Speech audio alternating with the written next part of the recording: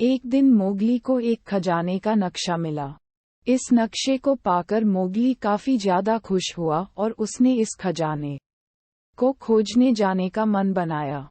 Mowgli अगले ही दिन खजाने की खोज में निकल पड़ा। एक लंबा रास्ता काटने के बाद मोगली एक दूसरे जंगल तक पहुंच गया। इस जंगल में प्रवेश करते ही मोगली ने एक शेर देखा।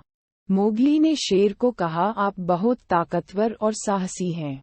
क्या आप मेरे साथ एक खजाने की खोज पर आएंगे? शेर सहमत हो गया और मोगली के सफर में जुड़ गया। जंगल घना था और काफी डरावना भी, क्योंकि इसमें रोशनी कम पहुंचने के कारण इसमें खूब अंधेरा भी था। मोगली थोड़ा डर गया था, लेकिन शेर के साथ ने उसमें हिम्मत जगाई। दोनों ने आखिरकार जंगल पार कर लिया। वो दोनों अब पहाड़ के पास पहुंचे जहां उन्हें चील दिखाई दी।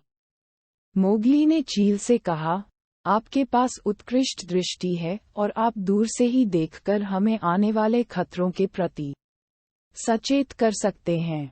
मोगली ने चील से पूछा, क्या आप हमारे साथ आएंगे? हम एक खजाने की तलाश कर रहे हैं।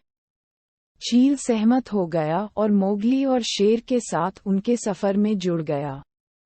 पहाड़ ऊंचे थे और टेढ़े मेढ़े।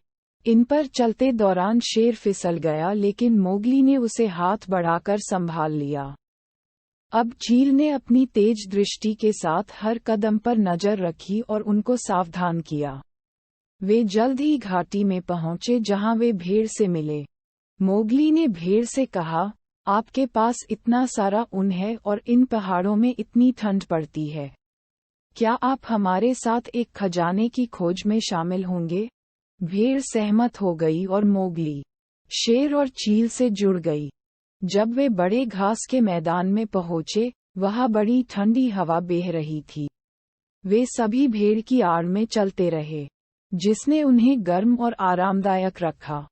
ये सभी अंत में रेगिस्तान में पहुंच गए, जहां वे ऊंट से मिले। मोगली बोला, आपको रेगिस्तान का जहाज कहा जाता है। उसने ऊंट से कहा, क्या आप हमें रेगिस्तान पार करने और खजाने की खोज में शामिल होंगे? ऊंट सहमत हो गया और सभी के साथ वो भी सफर में जुड़ गया। अब सभी विशाल रेगिस्तान में खुशी खुशी चलने लगे। सभी ऊंट पर सवार हुए और ऊंट सरपट दौड़ने लगा और सभी ने उत्साह के साथ रेगिस्तान को पार किया। सबने माना कि उनका ये सफर काफी रोमांचकारी था। सभी आखिरकार समुद्र में पहुंच गए जहां वे कछुए से मिले। क्या आप समुद्र पार करने में हमारी मदद कर सकते हैं? मोगली ने कछुए से पूछा। हम एक खजाने की खोज पर हैं। क्या आप हमारे साथ आएंगे? कछुआ सहमत हो गया और इस बड़े काफिले में शामिल हो गया। अब सभी एक नाव में सवार हो गए और समुंदर पार करने लगे। लेकिन आगे उबड़-खाबड़ लहरों ने उनको को लगभग डुबो ही दिया था, लेकिन कछुआ अपनी तैरने की कुशलता से उन्हें उस पार ले गया। वे दूसरी तरफ उल्लू से मिले। उल्लू ने अपने सालों पुराने तजुर्बे से कहा, बधाई हो, आपको खजाना मिल गया है।